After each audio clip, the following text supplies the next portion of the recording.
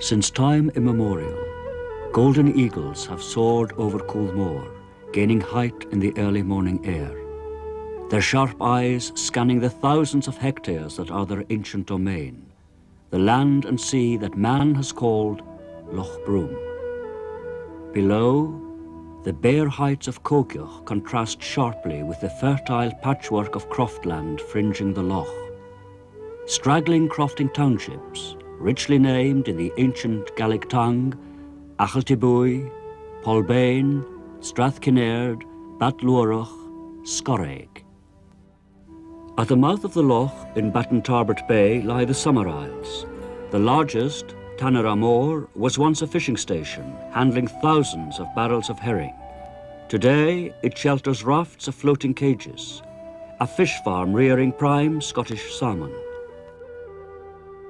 Further south lies Isle Martin, a fishing station in 1775, now a nature reserve. Ullapool, the main centre of population, was established as a fishing village in 1788, laid out to a plan by Thomas Telford. Once, every household in Lochbroom was caught up in the various fishings, but it was the herring with its irregular migration that sometimes brought prosperity, other times despair. In the deep waters, wild salmon make their way back to the spawning beds in the cleaned rivers and burns, as they have done for thousands of years. Salmon, a vital part of the diet and commerce of local people, the king of fish, the coveted catch of visiting fishermen. The sea has always been the main highway. Until late last century, proper roads didn't exist, only hill paths and the tracks used for driving cattle to the lowland markets. The earliest settlers came by sea over 6,000 years ago, and later remains of stone huts can still be seen on the hillsides. Later came the need to defend themselves against attack, and forts like Duncanna and Dunloggy were built.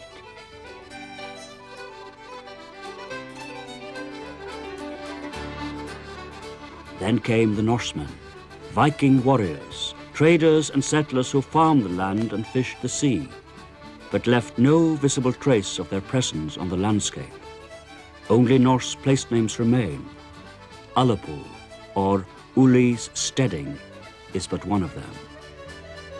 Ullapool remained a farm under the Mackenzie Earls of Cromarty until 1788, when it was bought by the British Fishery Society and developed as a fishing village.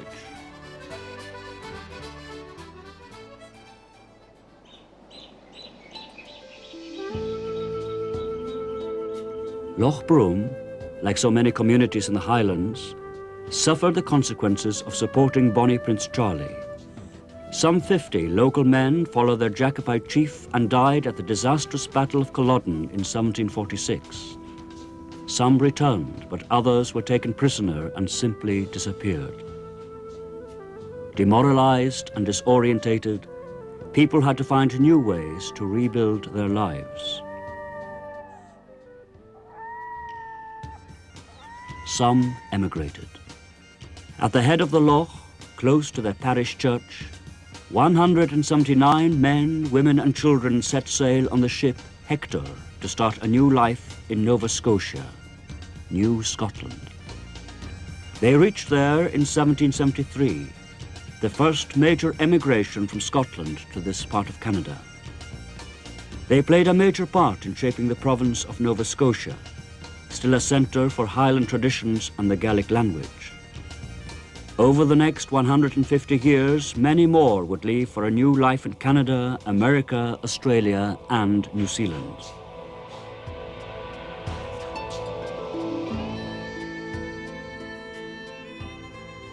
Trees planted in the last 100 years or so are a reminder of the ancient forests that once covered so much of this land.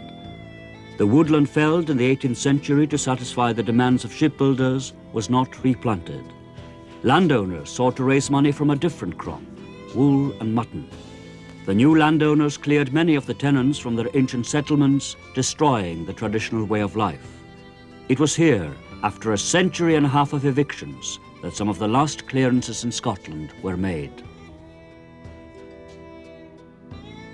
Public outcry at the eviction of Murdo Munro and growing anger and frustration elsewhere led to a commission of inquiry headed by Lord Napier. The outcome was the Crofting Acts, which secured tenants' rights and protected a way of life that is such a distinctive part of the landscape and livelihood of Wester Ross.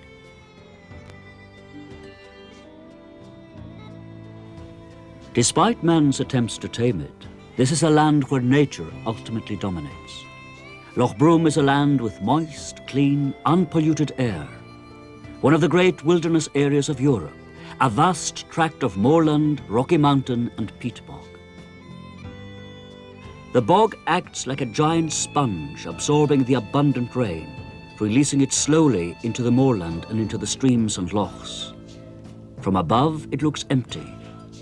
It isn't. To the sharp eye of the eagle, all is revealed. There are encrustations of lichens, mosses and liverworts. A profusion of plants has secured a hold in the rocky screes and poor soil. Here in the bogs, an insect-eating plant, the sundew, catches a meal. The billions of insects that thrive here are prey also for birds like the wheatear and redstart, themselves prey for buzzard and sparrowhawk. The red-throated diver is a relative rarity. The carrion-eating hooded crow is nature's resident scavenger. There are otters in the lochs, wildcat and pine marten in the woodland. Indeed, all manner of furry creatures find a living here. The hills are home to ptarmigan and animals that have long been the sport of man, grouse and red deer. Once this was summer pasture for cattle. Now sheep are more common. The ruins of the summer sheilings remain. Families spent the warm summer months in these simple cottages, tending their animals, churning butter, making cheese and spinning wool. The sea is full of mystery. Down below the surface of Lochbroom is a whole new world of plants and animals.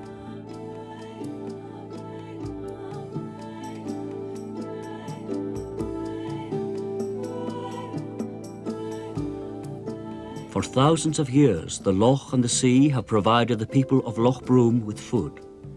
Its menfolk became fishermen and sailors, many spending their lives sailing the seven seas. Strangers came to take their share of the sea's bounty. Once it was the Vikings, then the Dutch. Later boats came from the east coast of Scotland. Nowadays it's Klondikers. Factory ships mainly from Eastern Europe, buying and processing most of the winter catch of mackerel and herring. Approaching the millennium, the people of Lochbroom can reflect on their long history of isolation, of their struggle to win a living from hard, unproductive land and stormy sea. A struggle they have won. Lochbroom, with its extensive recreational facilities, is no longer remote. Fast roads and a modern roll-on, roll-off ferry service have seen to that. When in 1988 the people of Ullapool celebrated the bicentenary of their growing town, they created these quilts and tapestries to record the achievement of local people over the centuries.